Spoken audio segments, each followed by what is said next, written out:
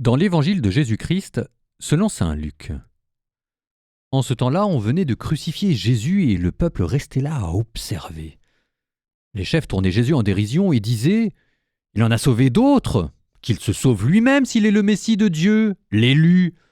Les soldats aussi se moquaient de lui. S'approchant, ils lui présentaient de la boisson vinaigrée en disant « Si tu es le roi des Juifs, sauve-toi toi-même !» Et il y avait aussi une inscription au-dessus de lui. Celui-ci est le roi des Juifs. L'un des malfaiteurs suspendus en croix l'injuriait. « N'es-tu pas le Christ ? Sauve-toi toi-même et nous aussi !»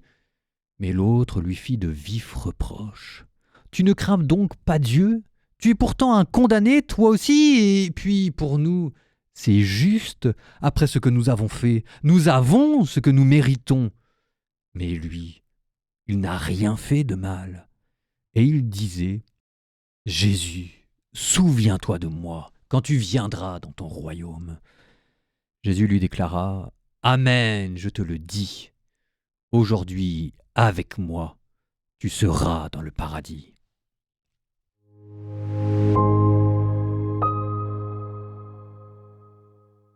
Hop, hop, hop, hop, hop. Avant le commentaire, un tout petit rappel, si jamais il y en a qui veulent nous aider, n'hésitez pas, on passe quand même du temps à aller faire ces podcasts, les liens sont en bas. Fallait bien que je le dise, je ferme la parenthèse et hop, tout de suite, l'homélie du jour. On appelle cela l'évangile du bon larron et la tradition lui a même donné un nom. On l'appelle Dismas. En fait, il y a le bon larron. Larron ici, ça veut dire brigand.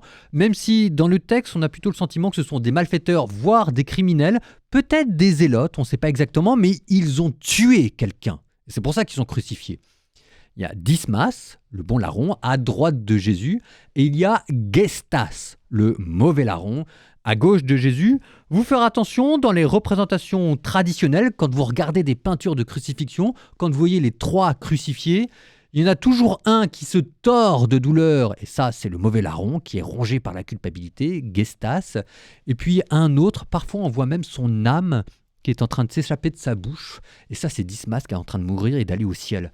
Jésus qui lui dit « Ce soir tu seras avec moi au paradis », fait de Dismas le premier saint de l'Église catholique. Le premier saint de l'Église catholique, c'est pas Jean le Baptiste, c'est pas la Vierge Marie. Le premier à être entré au ciel, vous dit Jésus lui-même, c'est un malfaiteur, un criminel, Dismas. Pour la petite histoire, on ne prête qu'aux riches, mais il y a une tradition orientale qui vous explique que les larrons avaient protégé Jésus lors de son enfance. Lors de son enfance, le roi Hérode voulait tuer ce qu'on appelle les saints innocents et la Sainte Famille s'était réfugiée en Égypte.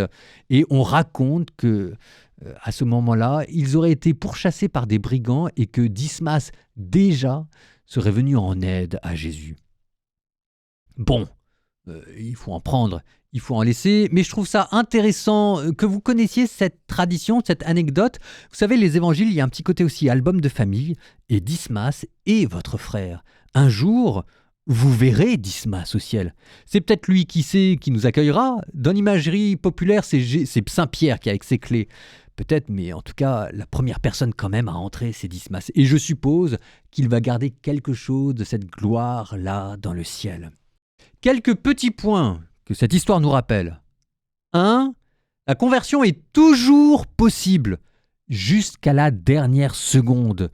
Et même si vous n'avez pas le temps d'aller vous confesser, Dieu saura entendre le cri de votre cœur, le murmure de votre bouche. Aucun péché n'est trop lourd pour la miséricorde de Dieu et il n'est jamais trop tard pour changer de vie. Deuxième leçon, le royaume de Dieu est d'abord fait pour les pauvres, les humiliés, les perdus. On appelle ça l'option préférentielle pour le pauvre et je trouve que c'est juste. Ceux qui seront dans les premières places, ce sont ceux qui ont été à la dernière place. Et Dismas, qui était peut-être une fieffée crapule, il a payé de sa vie le droit d'être réhabilité devant les hommes. Enfin, je veux dire, il a souffert, on lui a ôté la vie. Donc, c'est plus un malfaiteur.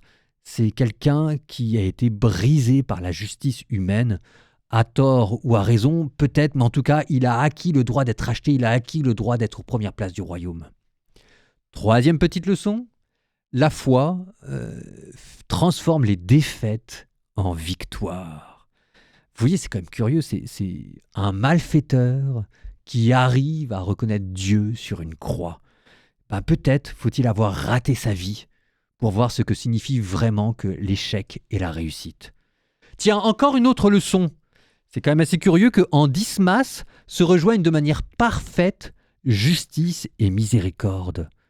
Dismas qui dit « Nous recevons ce que nous méritons, mais lui n'a rien fait de mal. » Dismas reconnaît la justice humaine et au nom de la justice humaine, implore la miséricorde divine.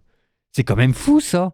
Il reconnaît sa faute et par là, il ouvre la porte à la grâce. Vous savez, nous parfois on se fait des nœuds au cerveau pour savoir jusqu'à quel moment il faut être juste et jusqu'à quel moment il faut être miséricordieux. Eh ben, regardez Dismas. Justice et miséricorde se rejoignent, paix et vérité s'embrassent. Eh ben, aujourd'hui, ce que je vous propose, c'est que nous tous, nous montions sur nos croix et que nous confessions la divinité de Dieu.